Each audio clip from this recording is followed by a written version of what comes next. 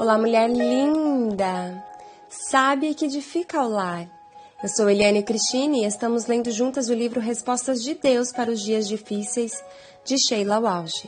Esta leitura foi autorizada. Para a aquisição do livro, entre em contato com a editora Thomas Nelson. Leitura 35, Força. Pai, eu oro pela amiga que me ouve. Eu peço que o Senhor a fortaleça nesse dia e que ela possa se sentir em teus braços de amor. Oro em nome de Jesus. Amém. Nos dias e semanas que se seguiram ao princípio do meu tratamento, só posso me descrever como estando consciente para o mais tênue raio de luz. Não fosse a ajuda do Senhor, eu já estaria habitando no silêncio quando eu disse: os meus pés escorregaram. O teu amor leal, Senhor, me amparou. Quando a ansiedade já me dominava no íntimo, o teu consolo trouxe alívio à minha alma. Salmos de número 94, do versos 17 ao 19. Há alguma coisa santa que Deus embutiu no sofrimento. Nem me arrisco a descrever a vocês o que é o sofrimento que se sente nesse momento. Mas me permita dizer que, se eu caí da beirada da minha vida, descobri que sempre fui amparada por alguém.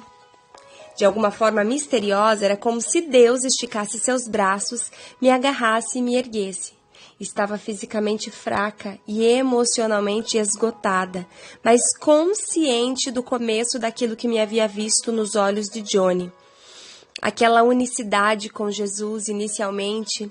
Quis fugir dessa impotência de me perdurar e me fiar em Deus e em suas promessas. Não quis ficar vulnerável ou perder o controle.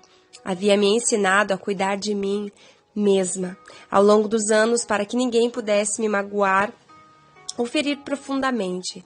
Mas descobri que quando me protejo das outras pessoas, crio um escudo entre mim e Deus também. Os votos internos que fazemos acabam por nos isolar e joga sombras sobre a paisagem de nossas vidas. Esta é a chave para se canalizar ao poder de permitir a Cristo, que venceu o mundo, para ajudá-lo a vencer seus problemas e sofrimentos.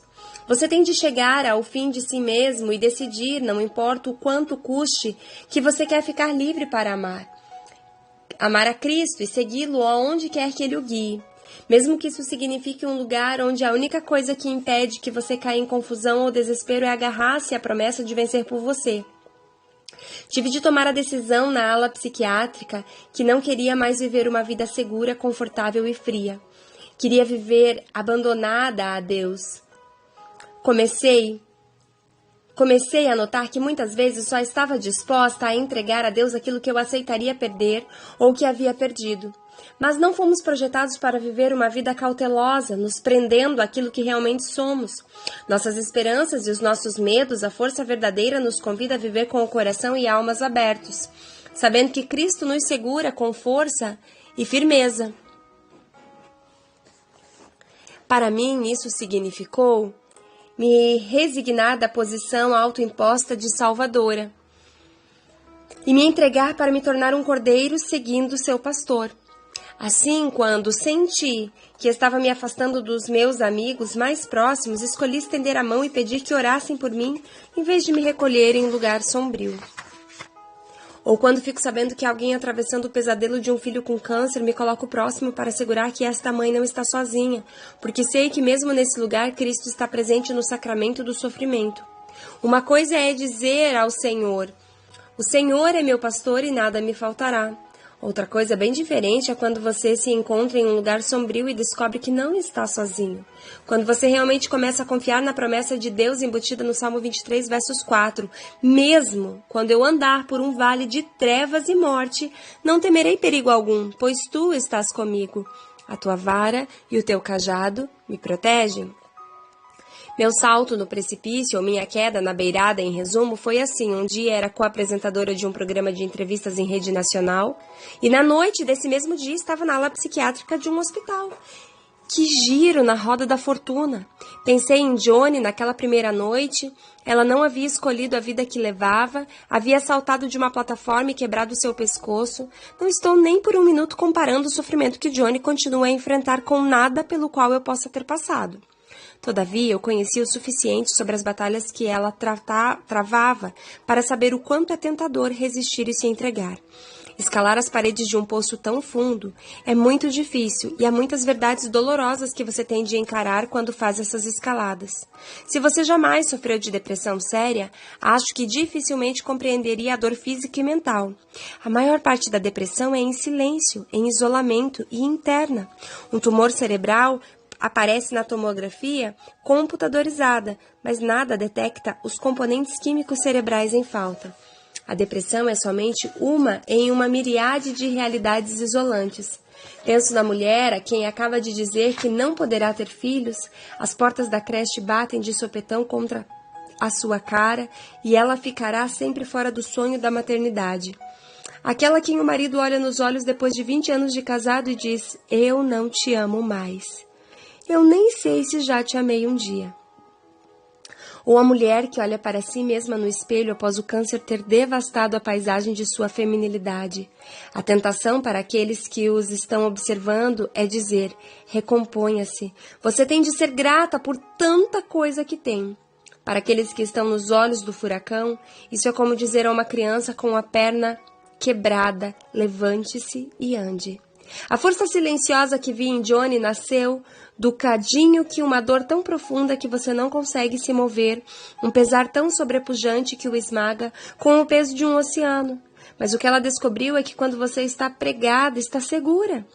Isso não a impediu de experimentar a dor ou a incapacidade de se magoar, mas deu a ela uma intimidade com Cristo que é simplesmente linda.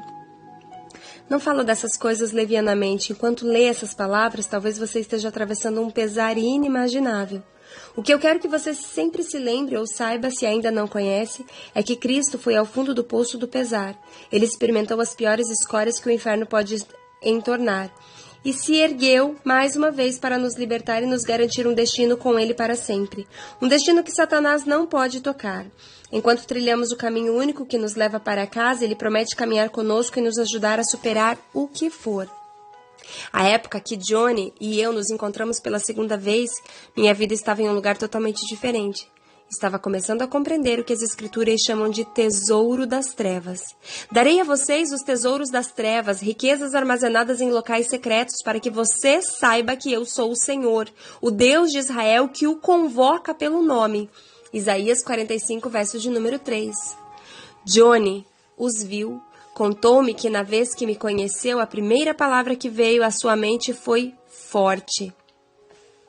Após minha hospitalização, ela disse uma palavra diferente e melhor veio-me à mente: gentil, ou melhor, despedaçada e gentil. Não importa quais circunstâncias puxem o tapete debaixo de nossos pés. Eu descobri, da mesma forma que milhões antes de mim que já trilharam o caminho da fé, que Deus usará a mais tenebrosa das noites para nos dizer que Ele está lá, que Ele nos mantém e nos ergue. As palavras de Cristo que conhecemos há anos de repente ganham vida e respiram a esperança. Jesus disse àqueles mais próximos dele: vocês vão passar por dificuldades nesse mundo, isso é um fato. Não se surpreendam com isso, nem esperem uma vida livre de problemas. Animem-se, fortaleçam-se nessa verdade absoluta. Eu sobrepujei o mundo. Nós ganhamos, e isso é certo. Assim, quando não pudermos mais aguentar, saibam disso. E eu estou segurando. Quando suas forças tiverem se esvaído, ainda tenho você sob meu controle. E darei a vocês minha força para manterem-se. Esta é uma promessa e tanto. E os discípulos de Cristo estavam para descobrir o que ela queria dizer. Uau! Glória a Deus! Glória a Deus! Sabe, Deus, Ele realmente quer que a gente seja essa figura como que a da Sheila aqui mencionada. Quando a Johnny viu ela pela primeira vez, viu uma mulher forte. Mas quando a viu pela segunda vez, depois daquela situação que ela teve de internamento, de depressão, que o Espírito Santo colocou no coração da Johnny foi despedaçada e gentil. E é assim que o Senhor deseja nos ver. Não despedaçada para o mundo, mas para Ele, com o coração quebrantado para Ele, porque Ele é a força em nós. A palavra de Deus vai dizer que Ele nos convoca pelo nome, em Isaías 45, versos 3. Nós precisamos saber que Ele é o Senhor, que nos chama pelo nome. Aleluia! E a palavra de Deus também nos declara que nós vamos passar por dificuldades nesse mundo e estamos vivendo tantas dificuldades. Um mundo cada vez mais caminhando para tempos apocalípticos, sim. E eu quero te dizer, Jesus ele vem, Jesus ele vai voltar. Ninguém sabe o dia, ninguém sabe a hora, mas a palavra de Deus diz que ele vem como um ladrão que não avisa o dia. Então esteja preparada para que o Senhor está retornando. E não se surpreenda com os problemas. Não espere dias melhores nesse mundo. Sim, Deus tem uma vida de abundância para você, mas não espere por dias melhores da sociedade, no governo, porque, na verdade, Jesus disse que no mundo nós teremos aflições e que nós devemos nos fortalecer na verdade absoluta que Jesus é, na identidade de Cristo. E nos lembrar que Jesus, ele venceu o mundo. Então, nós ganhamos, nós já vencemos, nós entramos em um time que é vencedor. Nós vamos competir, nós vamos caminhar, nós vamos jogar a bola, mas nós já temos a certeza de que nós já vencemos. E quando a gente não estiver aguentando, estiver muito pesado, a gente precisa entender que Jesus, ele está nos segurando.